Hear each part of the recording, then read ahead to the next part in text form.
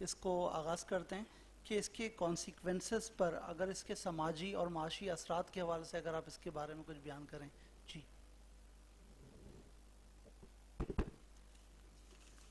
بسم اللہ الرحمن الرحیم والصلاة والسلام علی سید الانبیاء والمرسلین. دیکھیں، جہاں تک سود کے معاشرے پر اثرات کی بات ہے تو اس پہ صبح سے بھی کافی گفتگو ہو چکی ہے کہ یہ ایک استحصالی نظام ہے جس میں امیر امیر تر اور غریب غریب تر ہوتا چلا جا رہا ہے، اور ایک ایسا نادیدہ پھندا یا چکر ہے کہ جس سے غریب نکلنے کی کوشش کرتا ہے، اپنی پوری تگ و دو کرتا ہے، لیکن وہ مزید پستی ہی کا شکار ہوتا جاتا ہے. اور پھر اسی طبقاتی نظام کی وجہ سے جو معاشرے میں دیگر خرابیاں آتی ہیں، کرائم کے مسائل آتے ہیں، دیگر اور اس قسم کی چیزیں جس کا آج ہمارے معاشرے کو سامنا ہے، تو یہ چیزیں ایسی ہیں کہ بتانے کی اس کو ضرورت نہیں ہوتی. آج ہر شخص ان باتوں کو بخوبی سمجھنے لگا ہے. دوسرا یہاں میں جو یہ کہنا چاہتا ہوں کہ سود کی جو معاشرے پہ اثرات کی علماء گفتگو بھی کرتے ہیں تو بعض اوقات اس میں ایسی چیزیں بھی بتائی جاتی ہیں کہ سودی نظام نے اس میں اپنی کچھ اصلاح کر لی ہے، اپنی کچھ غلطیوں کو سدھار لیا ہے. تو پھر کچھ جو سود کے حمایتی لوگ ہوتے ہیں وہ کہتے ہیں کہ دیکھو آپ تو یہ کہتے تھے اور اب یہاں تو وہ بات نہیں پائی جا رہی.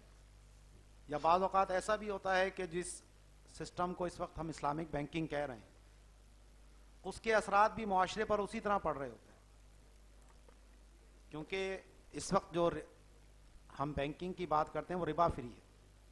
یہ کوئی فلاحی بینکنگ نہیں ہے، یہ کوئی ویلفیئر نہیں ہے کہ جس کے آپ کو معاشرے پہ اثرات اس طرح نظر آئیں جس طرح ایک تقریروں کے اندر تو بات کی جاتی ہے لیکن عملی طور پر وہ صورت اس طرح موجود نہیں ہوتی.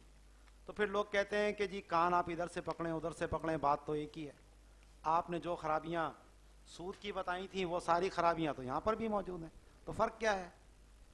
تو پہلی بات آپ ذہن میں ہمیشہ یہ رکھیے کہ یہ جن اثرات کے اوپر ہم بات کر رہے ہوتے ہیں یہ سود کی حرمت کی وجہ نہیں ہے، یہ مناطِ کار نہیں ہے، یہ اس کا کاز نہیں ہے، علت نہیں ہے کہ ان وجوہات کی وجہ سے سود حرام ہو. یہ اس کے ایک ضمنی باتیں ہوتی ہیں جو ہمارے سامنے آتی ہیں.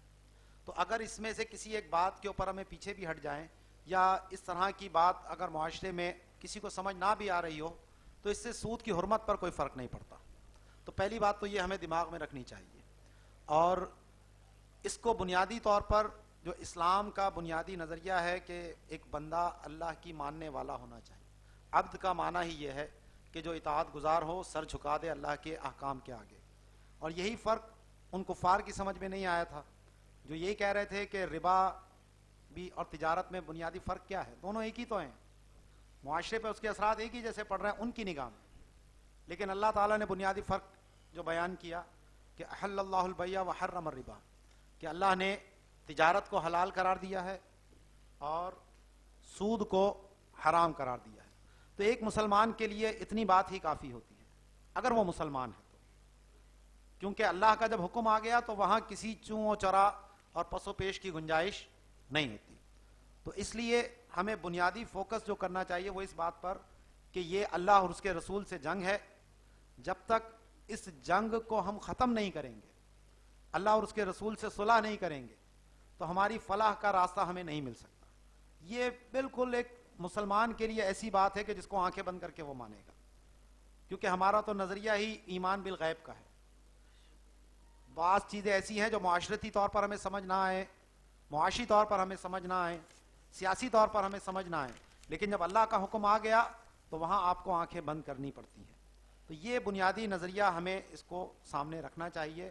اور یہی پیغام اگر ہمارے حکمران سمجھ جائیں، ہمارے جو معاشی ماہرین ہیں وہ سمجھ جائیں، سیاسی ماہرین سمجھ جائیں، قانونی ماہرین سمجھ جائیں، تو میں سمجھتا ہوں کہ اس ملک سے یہ سود کی لعنت کو آسانی سے ختم کیا جا سکتا ہے.